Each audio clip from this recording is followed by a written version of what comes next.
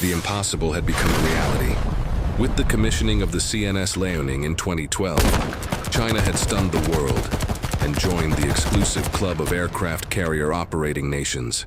The floating university, a resurrected Soviet hulk purchased under the guise of becoming a casino, had become a potent symbol of a new, rising power. But a symbol is not a strategy. A single second-hand Soviet-designed training carrier did not make a true blue-water navy. This created a new and profound problem for the People's Liberation Army Navy, or plan. The Liaoning had proven that China could operate a carrier, but it had not proven that China could build one. This was a critical distinction.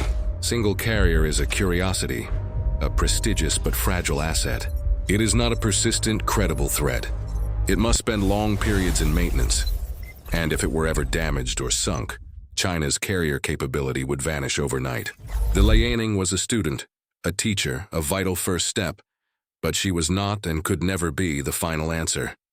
This was a crisis of legitimacy and capacity. Skeptics around the world dismissed the Liaoning as a starter carrier, a one-off experiment. Was China's naval rise a bluff? Could they replicate their success? The Liaoning, for all her symbolic power, was still fundamentally a 1980s-era Soviet design. Her ski jump ramp limited the payload and range of her J-15 fighters. Her internal systems were a complex hybrid of old Soviet hardware and new Chinese technology, a constant maintenance challenge.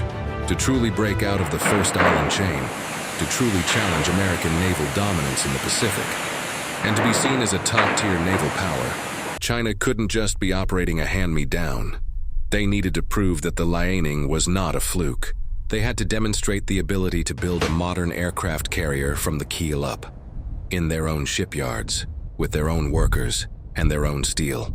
Without this crucial step, their carrier program would be a dead end. The pressure from regional rivals and the ever-present U.S. Navy was immense. The floating university needed to graduate its first student, and that student needed to be a master. A ship that was not just a symbol, but a statement of true, indigenous, and sustainable naval power. The solution was not to leap into the unknown, but to take a deliberate, powerful, and iterative step forward. It was to take every single lesson learned from the decade-long, painstaking process of rebuilding and operating the Liaoning and apply it to a new, wholly domestic vessel. This was Project 002, a ship that would become the CNS Shandong, CV-17. The Shandong was a masterpiece of rapid applied learning. From the outside, she looked like a sister ship to the Liaoning, but she was a different beast entirely. First, the design was optimized.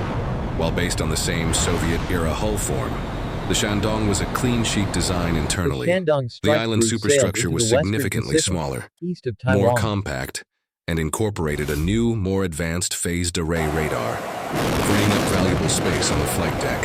Second, the flight deck was perfected. The deck itself was reconfigured and optimized based on years of real-world J-15 operations on the Liaoning. This allowed for a more efficient and logical flow of aircraft, increasing the potential sortie generation rate. The carrier was designed to carry more aircraft, up to 36 J-15 fighters compared to the Liaoning's 24 third, and most importantly, she was made in China. The Shandong was the first aircraft carrier ever to be built from the keel up in a Chinese shipyard. This was not just about building a ship, it was about building an entire industrial ecosystem.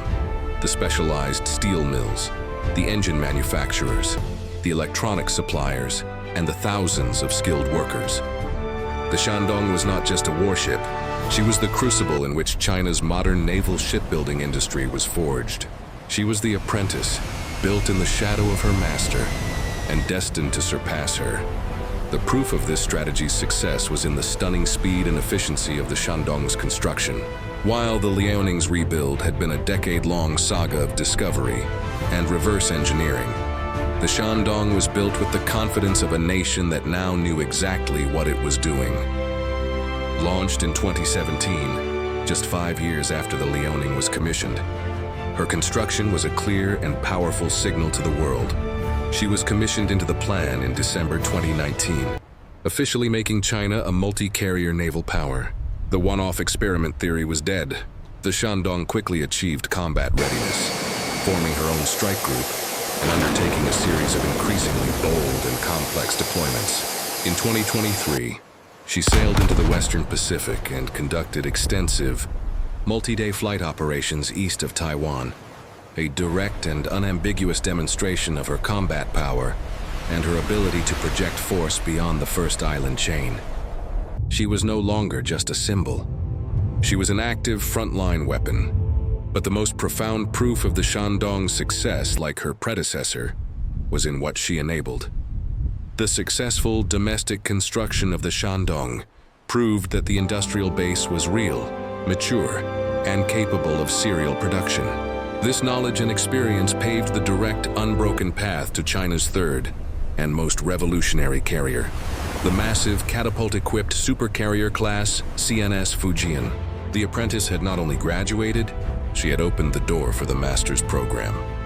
The legacy of the CNS Shandong is that she is the ship that proved the Chinese carrier program was real. She is the declaration of independence for China's naval aviation industry. While the Liaoning was the ship that taught China how to walk, the Shandong was the ship that proved China could run. She is the essential bridge between the past, the difficult, uncertain process of rebuilding a Soviet hulk, and the future, the confident, domestic production of world-class supercarriers. She is the workhorse, the ship that transformed the plan from a single-carrier training navy into a true, multi-carrier force capable of maintaining a persistent presence at sea. The CNS Shandong is more than China's second aircraft carrier. She's a testament to the power of rapid, iterative learning and a symbol of a nation's unwavering strategic focus in the high-stakes game of global naval power. The Shandong was the ship that changed the conversation. From if to how many, she is the apprentice that guaranteed the future of the dynasty. Share this video to explore the fascinating and strategically vital story